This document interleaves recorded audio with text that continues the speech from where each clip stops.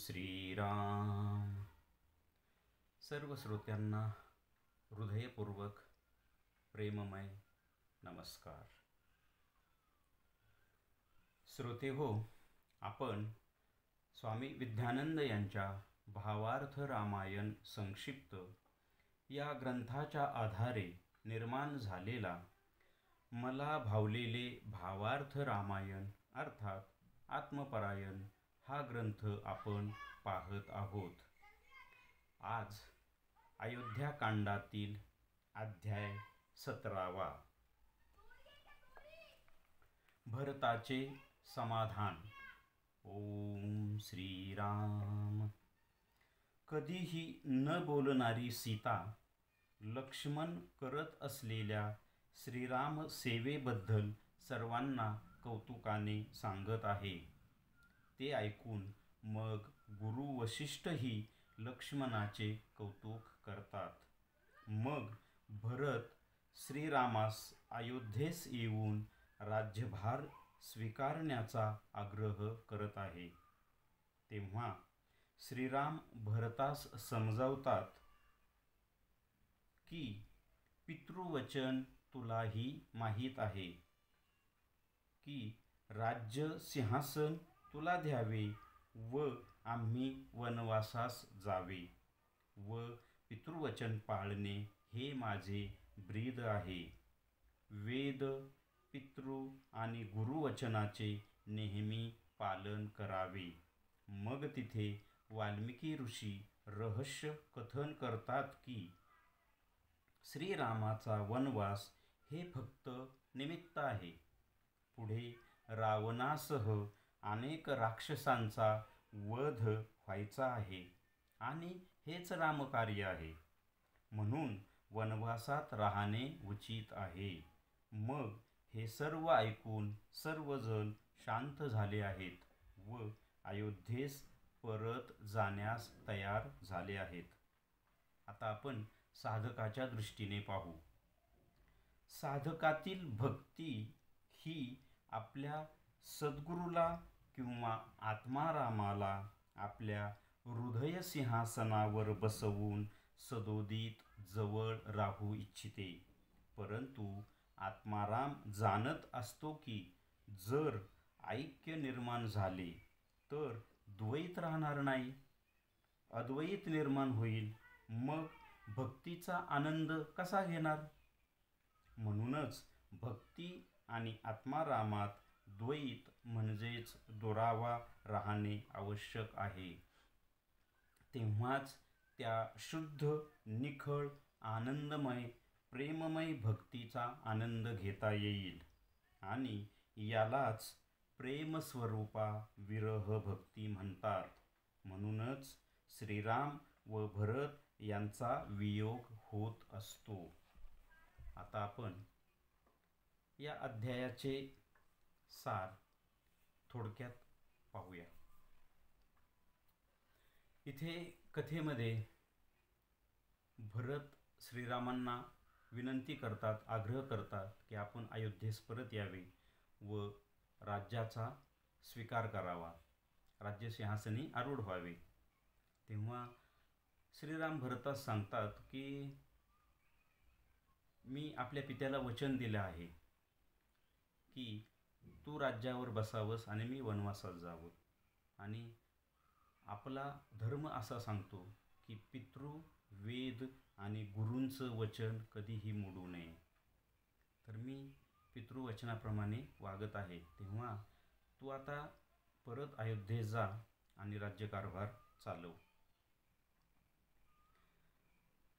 हे सगळं मग ऐकून सगळे शांत होतात आणि तिथे वाल्मिकी ऋषी श्रीरामांच्या अवतार कार्याचं उद्दिष्ट वर्णन करतात की श्रीरामांना वनवासात राहणंच उचित आहे, कारण पुढे रावणादी राक्षसांचा वध करायचा आहे. आता ही कथा झाली. हाच भाग साधकाच्या दृष्टीने कसा असेल तेही आपण पाहिलं की साधकाची भक्ती म्हणजे साधकाचा भक्ती म्हणजे प्रेम, जिव्हाळा, हृदयातली ईश्वराविषयीची प्रेममय भावना, ती सदोदित काय इच्छा व्यक्त करते की माझा जो ईश्वर आहे, माझा जो आत्मा आहे, त्याला माझ्या हृदय सिंहासनावर बसवावं आणि मी सदोदित त्यांची प्रेममय भक्ती करत राहावं, त्यांच्यावर प्रेम करत राहावं. मी हृदयापासून माझा भाव आणि सगळ्या भावांचा मी निर्मिती करून त्यांची सेवा करावी. तसंच भरताला कथेमध्ये काय वाटतं की मी श्रीरामांच्या जवळ असावं, श्रीरामाने राज्य सिंहासनावर बसावं आणि मी त्यांची सेवा करावी. तसं साधकाच्या दृष्टीने भक्ती आत्म्याला जवळ राहावे असं वाटतं, परंतु आत्माराम जाणत असतो, भक्तीला हे माहीत नसतं. कथेमध्ये श्रीराम हे जाणतात की मी जर आता अयोध्येत राहिलो तर पुढे जे माझं कार्य आहे, ईश्वरीय कार्य, ते महत्त्वाचं म्हणजे रावणवध, ते होणार नाही. इथे साधकाच्या दृष्टीने आत्माराम काय जाणतो की मी जर भक्ती आणि माझं जर ऐक्य झालं तर ह्या साधकाला जो भक्तीचा निखळ जो आनंद आहे तो कसा मिळेल. कारण आमच्यामध्ये अद्वैत राहील ना, द्वैतच राहणार नाही, तर भक्तीचा आनंद कसा घेता येईल. म्हणजे साधक आत्म्याशी किंवा सद्गुरूंशी किंवा परब्रह्माशी ऐक्य पावला तर तो जो आनंद आहे भक्तीचा तो कसा घेता येईल. इथे आपण पाठीमागं पाहिलं आहे की साधक गुरुप्रणित साधनेने, गुरुकडून अनुग्रहित होऊन, गुरुकृपेने चारही मुक्ती मिळवतो, साहिज्य मुक्ती मिळवतो व आत्मसाक्षात्कार करून घेतो. त्यावर पुढची पायरी म्हणजे तो पराभक्तीमध्ये शिरतो.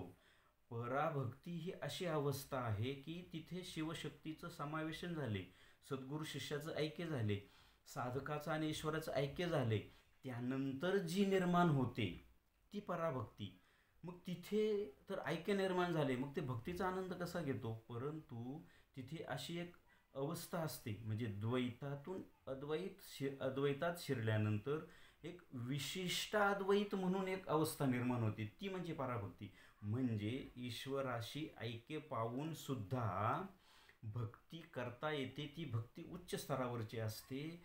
आता हे पहा, गीतेमध्ये भगवान श्रीकृष्णांनी अर्जुनाला विश्वस्वरूप दर्शन दिलं, त्यानंतर त्याला आपल्या हृदयात घेतलं. तिथे अर्जुन आणि श्रीकृष्ण ऐक्य पावले, परंतु श्रीकृष्णांनी तिथे अशी किमया केली की हे ऐक्य न मोडता द्वैत निर्माण झालं. म्हणजे अद्वैत अवस्था तशीच राहून द्वैत अवस्था भोगता येते, त्यालाच विशिष्ट अद्वैत म्हणतात. म्हणजे भक्तीचा, पण कुठल्या भक्तीचा, गौणी भक्तीचा नव्हे, तर पराभक्तीचा तो निखळ आनंद, प्रेममय आनंद, शुद्ध आनंद, त्यालाच प्रेमस्वरूपा विरह भक्ती म्हणतात. विरह भक्ती ते का शब्द घातला त्या लेखकाने, तर प्रेमस्वरूपा म्हणजे निखळ प्रेम, पण विरह का, तर अद्वैतातून च्या नंतर जे द्वैत राहतं, म्हणजे माझे सद्गुरू, माझा ईश्वर माझ्या एकदम जवळ आहे, आम्ही एकरूप आहोत, तरीही आमच्यात दुरावा आहे, तरीही आमच्यात विरह आहे. इथे कथेमध्ये श्रीराम वनवासात राहणार आहेत, भरत अयोध्येत जाणार आहे, परंतु भरत अयोध्येत न जाता नंदीग्रामात थांबून राज्यकारभार शत्रुघ्नाकडून करवून घेतो, मात्र त्याचं संपूर्ण अनुसंधान श्रीरामाकडे असते. म्हणजे ते देहाने दूर असतात, परंतु अंतरंगातून अखंड एकता असते. अखंड एकता म्हणजेच अद्वैत, आणि दुरावा म्हणजेच विरह. ती प्रेमस्वरूपा विरह भक्ती ही अतिशय उच्च दर्जाची अवस्था आहे. आणि त्यानंतर जर त्या शिष्याला वाटलं की आता आपण पूर्णपणे अद्वैत किंवा पूर्णपणे परब्रह्म या अवस्थेत शिरावं, तिथे शिरला म्हणजे मग शिष्य आणि सद्गुरू एक होतात, ईश्वर आणि भक्त एक होतात.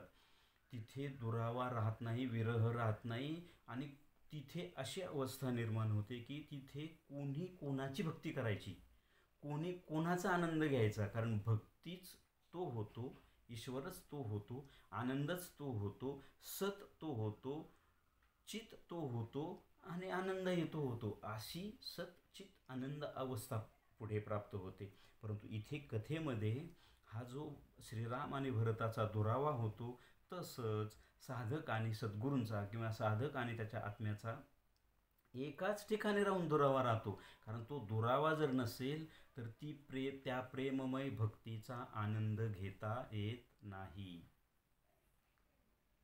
पहा, गोकुळामध्ये श्रीकृष्ण आणि गोपिका एकत्रच राहत होते, एकाच गावात राहत होत्या ना.